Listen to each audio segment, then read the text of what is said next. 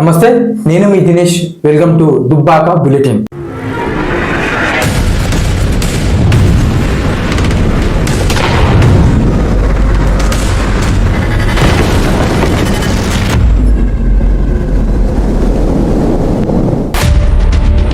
జెండా మోసే గొంతుకల వెనుక అసలు నిజం ఏమిటి? సామాజిక న్యాయం, విద్యా వ్యవస్థ, వైద్య రంగంలో నాటి నుండి నేటి వరకు రాజకీయ పార్టీల విశ్లేషణ, పార్టీల గెలుపు ఓటముల మధ్య కార్యకర్తల ప్రయాణం ఏమిటి అడిగి తెలుసుకుందాం. మనతో పాటు నిష్పాక్షపాతంగా ఆలోచించే వ్యక్తి, సమాజం పట్ల అవగాహన కలిగిన వ్యక్తి నందాల కిషన్ గౌడ్ గారు ఉన్నారు. మరిన్ని విషయాలు ఆయన అడిగి తెలుసుకుందాం. నమస్కారం. నమస్తే దినేష్. సో అన్న, మిమ్మల్ని ఫస్ట్ క్వశ్చన్ అడుగుతున్నాను. రాజకీయాల పునాది మరియు మార్పు. రాజకీయ పునాది అంటేనే కార్యకర్తలు, కార్యకర్తలతోనే పునాది, నాయకులు కాదు. అంటే ఇప్పుడు భారతదేశాన్ని పట్టుకోమలు ఇట్లా గ్రామాలు ఎట్లా అంటారో రాజకీయ పార్టీలకు కూడా కార్యకర్తలు పునాది రాళ్ళు. ఆ పునాది రాళ్ళను కాపాడుకుంటే పార్టీ అనేది మనుగడ సాధిస్తుంది. రెండవ ప్రశ్న, కార్యకర్తల అసలు సమస్య ఏమిటి?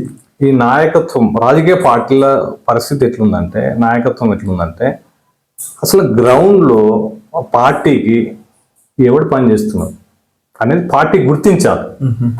సమస్య ఏంది? పార్టీ గుర్తించదు. పార్టీ ఏం చేస్తుంది?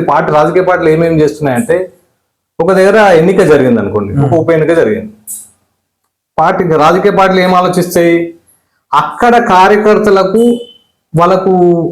ఆ కార్యకర్తలకు సంబంధించిన బాధ్యత అప్పయిపోరు. ఓకే, ఎక్కడి నుంచో తీసుకొచ్చి వాళ్ళని ఇన్ఛార్జ్లను పెట్టి వాళ్ళు అది చేస్తారు. అప్పుడు రాజకీయ పార్టీ చేసే మొదటి తప్పే అది. ఓకే, ఇన్ఛార్జ్లు పెట్టడం, వాళ్ళ ఆత్మగౌరవాన్ని తాకట్టు పెట్టడమే. ఓకే, అంటే నువ్వు పార్టీ అనేది కార్యకర్తలను నమ్మతలేవు కదా. ఒక పార్టీ జెండా పట్టుకొని కొన్ని సంవత్సరాల నుంచి పార్టీ కోసం పనిచేస్తాడు వాడు లాఠీ దెబ్బలు తినో, లేకపోతే బూతు అధ్యక్షులను, లేకపోతే బూతు ఏజెంట్లను, ఎన్నో రకాలుగా అటువంటి దాంట్లో కేసులలో ఇంకా ఏదో రకరకాలుగా కార్యకర్త అంటే ఓ రకం కాకుండా ఎన్నో రకాలుగా పార్టీకి సేవ చేస్తాడు. అటువంటిప్పుడు నువ్వు వాడిని కార్యకర్తని నువ్వు గుర్తించకపోతే, కార్యకర్తగా బాధ్యతలు అప్పయిపోతే, పార్టీ కార్యకర్తలు అసంతృప్తి ఉండకపోతే ఎట్లుంటుంది? అప్పుడు పార్టీ ఏడా మూవ్మెంట్ అయితే సక్సెస్ కాలేదు కదా. మూడో ప్రశ్న, పార్టీల సిద్ధాంతాలు మరియు వాటి ప్రచారాలు ఏ విధంగా ఉన్నాయి? పార్టీలు లౌకికవాద సిద్ధాంతంలో పనిచేయాలి. మత ప్రమేయం లేనటువంటి దాంట్లో, అంటే లౌకికవాదం అంటే ఏంది? లౌకిక రాజ్యం అయినా ఏమంటారంటే మత ప్రమేయం లేనటువంటి రాజ్యం. ఓకే, ఇప్పుడు నేను ఏమంటున్నా అంటే, పొద్దున్న లేస్తే మనము దేవుని కోసం ప్రతి రాజకీయాలు మాట్లాడద్దు. దేవుని కోసం, దేవుళ్ళ మీద రాజకీయాలు చేయదు. ఎందుకంటే దేవుడు అనేటైనా ఒక మనిషిగా మనం పుట్టినటువంటి ఫస్ట్ మనం దేవుడు, ఏ దేవుడు, ఇప్పుడు నాకు ఒక దేవుడు ఇష్టం అనుకున్నా ఆ దేవుడు నేను మొక్కుతాను. రాజకీయంగా వచ్చి నువ్వు ఈ దేవుడు మొక్కు, ఆ దేవుడు మొక్కు, ఇటువంటి సందర్భం కాదు. అంటే నేను ఏమంటున్నా అంటే, ప్రజల యొక్క ఆర్థిక స్థితిగతులు, ప్రజల ఆర్థిక పరిస్థితులను బట్టి వాళ్ళది ఏంది. ఇప్పుడు మనకు రాజకీయ పార్టీలు ఏం పని చేయాలి? విద్య, వైద్యం సంబంధించిన దాంట్లో, ఆర్థికంగా, సామాజిక న్యాయం, అటువంటి దాంట్లో రాజకీయ పార్టీలు పనిచేస్తే అన్ని రకాలుగా రాజకీయ పార్టీలు ఒక గుర్తింపు ఉంటుంది. ప్రజలను కూడా చైతన్యవంతులుగా చేసినటువంటి పరిస్థితులు రాజకీయ పార్టీలు ఉంటుంది. ఓకే, నాలుగో ప్రశ్న, అందరినీ ఆలోచింపజేసేటువంటి ప్రశ్న. భారతదేశ రాజకీయ వ్యవస్థను మార్చడానికి రేపు పొద్దుగల మీకు ఒక శక్తి వస్తే ముందు మీరు దేనిని మారుస్తారు? ఒకటి, రాజకీయ నాయకుల ఆలోచన, లేదా ఓటర్ల ఆలోచన, లేక కార్యకర్తల జీవితాన్న? ముఖ్యంగా ఏంటంటే ప్రజాస్వామ్యం అనేది ఈడ గెలవాలి. ఓకే, మన ప్రజాస్వామ్య దేశం. ప్రజాస్వామికంగా స్వేచ్ఛ సమానత్వం హక్కు ఉండాలి, స్వేచ్ఛ సౌభ్రతత్వం హక్కు ఉండాలి. ఒక వ్యక్తి తన యొక్క అభిప్రాయాన్ని చెప్పే హక్కు ఉండాలి. ఓకే, అది లేకపోతే రాజ్యాంగంలో ఉన్నటువంటి భారత రాజ్యాంగం కల్పించినటువంటి హక్కులు ఏమున్నట్టు?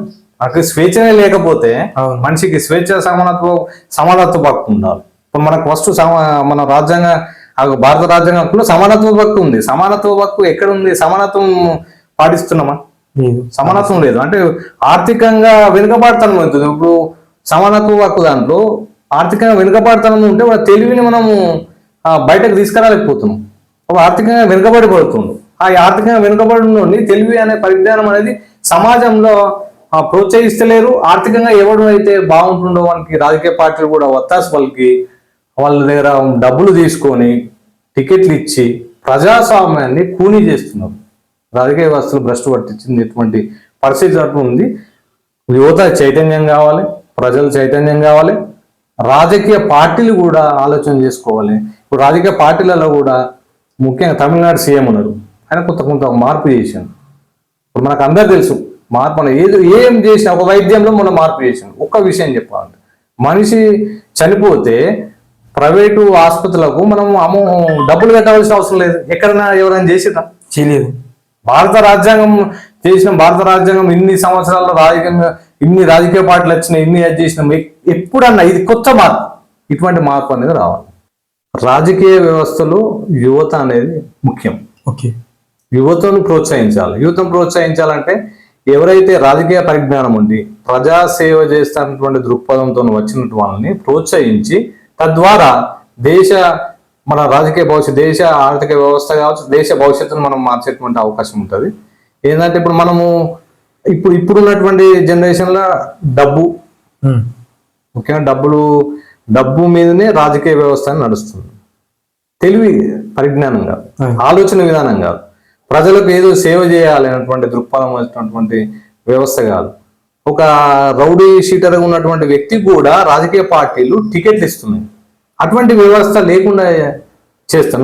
నాకు శక్తి ఆ రకంగా దేవుని ఆ భగవంతుడు వల్ల వస్తే ఆ రకంగా యువతను ప్రోత్సహించి రాజకీయాలను భ్రష్టు పట్టడం మొత్తం కడిగి పారేటువంటి అవకాశం ఉంటుంది.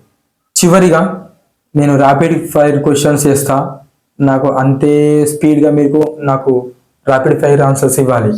మొట్టమొదటి ర్యాపిడ్ ఫైర్ క్వశ్చన్, రామలింగారెడ్డి సాదా సీదాగా ఉన్నటువంటి నాయకత్వ లక్షణాలు ఉన్నటువంటి వ్యక్తి, కులమత భేదం లేనటువంటి వ్యక్తి. చెరుకు ముత్యం రెడ్డి ముక్కుసూడి తత్వం, ప్రజా అభివృద్ధి, ఎప్పుడు ఏదో ఒక పని చేయాలని ప్రజల కోసం తప్పించే వ్యక్తి. కొత్త ప్రభాకర్ రెడ్డి జనరల్ గా మాట్లాడేటువంటి వ్యక్తి. రఘునందన్ రావు ఫైర్ బ్రాండర్ గా ఉండేటువంటి వ్యక్తి, ఏదన్నా ముక్కుసూడితనంగా ఉన్నటువంటి వ్యక్తి.